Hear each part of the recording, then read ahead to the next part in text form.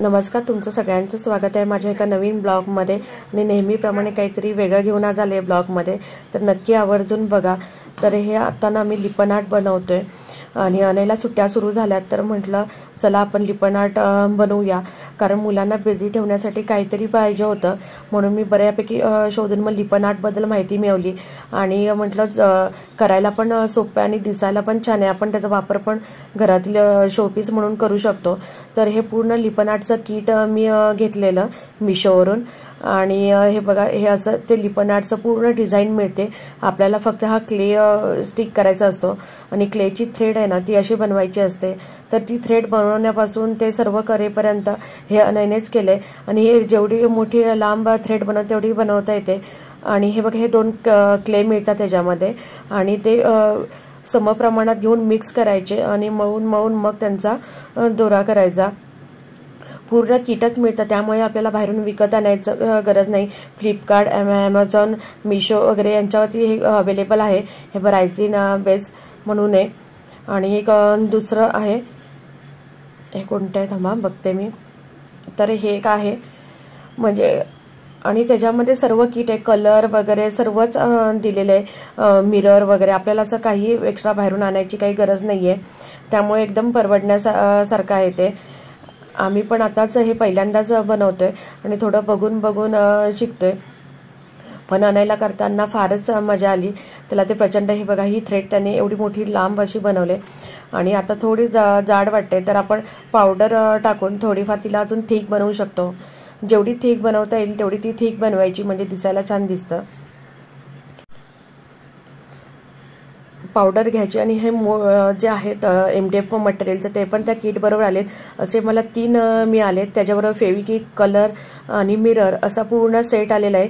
आणि त्याची डिस्क्रिप्शन बॉक्समध्ये मी लिंक देईनच.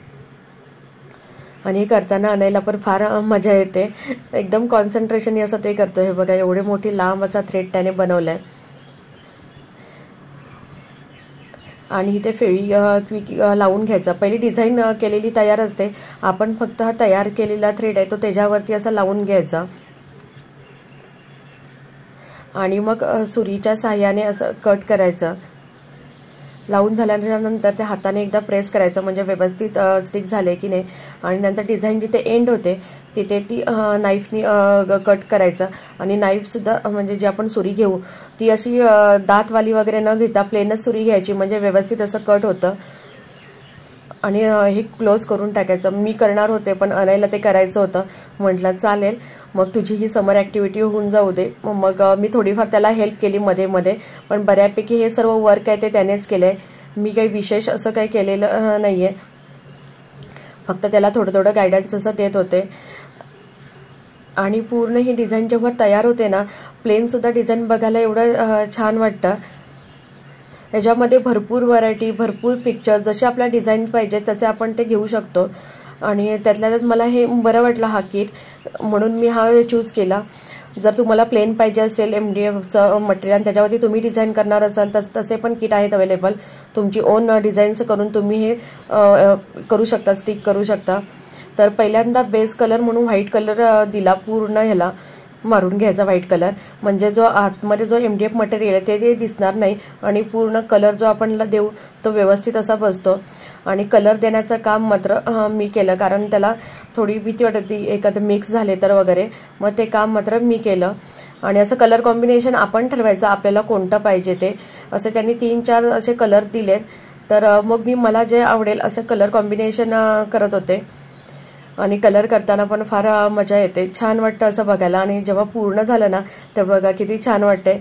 आणि हे फर्स्ट टाईम आम्ही ट्राय केलं आहे, तर तरीसुद्धा एवढं छान वाटते बघायला. जर आपली जेव्हा प्रॅक्टिस होऊन जाईल त्याच्यावरती तर अजूनच छान वाटेल. आणि हे 4 प्रकारचे मिरर्स, 4 ते 5 प्रकारचे त्यांनी असे मिरर्स दिलेत, म्हणजे जे आपल्याला वाटेल ते. हे बघा 5 प्रकार आहेत, म्हणजे आपल्याला छान वाटेल. जिथे आपल्याला स्टिक करायचं तिथे आपण स्टिक करू शकतो.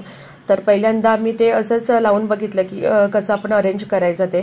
आणि नंतर हे स्टिक करण्याचं कामसुद्धा अनेलाच करायचं होतं. म्हटलं चालेल तू स्टिक कर, मी फक्त त्याला आयडिया देत गेले की कुठे कुठली मिरर स्टिक करायची ते. आणि ते दिसायला आणि ते करायला पण मुलांना एवढी एक्साइटमेंट वाटते ना, कारण आपण काहीतरी केलं याचं त्यांना भरपूर असं समाधान मिळतं. आणि क्रिएटिव्ह माइंड आहे, म्हणजे असं माइंड बिझी राहतं की बिझी म्हणण्यापेक्षा काहीतरी क्रिएटिव्ह असं बाहेर येतं, म्हणजे असं कुठेही मिरर लावलं की अजूनच छान दिसेल असं. आणि हे ऑल हँगिंग पण असं होऊ शकतं, जिथे आपल्याला असं लावायचं आहे तिथे ते एक शोपीस म्हणून. तर आता आमची ही तयार होते. हे बघा आमचं हे चालू आहे, ही नको ती मिरर, ते नको हे मिरर, म्हणजे आपण तिथे आधी ठेवून घ्यायचं आणि जे छान वाटेल तसं ते करायचं. आम्ही ऑर्निश द्यायला विसरलो, ॲक्च्युली कलर झाल्याच्या नंतर ऑर्निश देतात.